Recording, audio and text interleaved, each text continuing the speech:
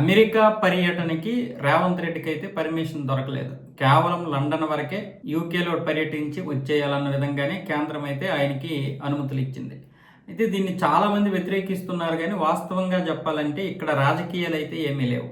ఇక్కడ కొన్ని ఇంటెలిజెన్సీ వర్గాల ప్రకారమే వాళ్ళు ఎక్కడెక్కడ పర్యటించాలి ఏంటి అనేది కేంద్ర ప్రభుత్వాలు చెప్తాయి. దానికి సంబంధించి ఇంతకు ముందు కూడా కాంగ్రెస్ అధికారంలో ఉన్నప్పుడు ఇతర రాష్ట్ర ముఖ్యమంత్రులు బయటికి వెళ్తున్నప్పుడు వెళ్ళాలా వద్దా అనేది కేంద్రం చెప్పాలి. కేంద్రం అంటే నిఘా వర్గాలు కూడా చెప్తాయి.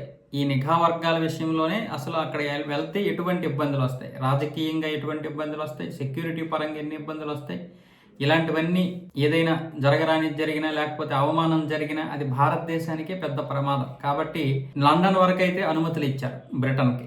కానీ ఆయనకి అమెరికాకి వెళ్ళడానికి అనుమతులు ఇవ్వకపోతే రేవంత్ రెడ్డి ఏమంటున్నాడంటే 23వ తారీఖు వరకు మేము ఇక్కడే ఉండి లండన్లో ఉండి ఇక్కడ ఉన్నటువంటి ప్రసిద్ధమైనటువంటి ఆక్స్ఫర్డ్ కేంబ్రిడ్జ్ ప్రతినిధులతో భేటీలు కొనసాగుతాయని చెప్తున్నాడు. అలాగే మిగతా అక్కడ అమెరికాకి చెందినటువంటి హార్వర్డు ఎంఐటీల యొక్క బాధ్యతల్ని అధికారులకు అప్పచెప్పామని చెప్పి రేవంత్ రెడ్డి అయితే 23వ తారీఖున హైదరాబాద్ రాబోతున్నారు. అయితే ఇక్కడ అక్బరుద్దీన్ ఓవైసీ యొక్క కూతురు పెళ్లి కూడా నిన్న లండన్లోనే జరిగింది 20వ తారీఖున.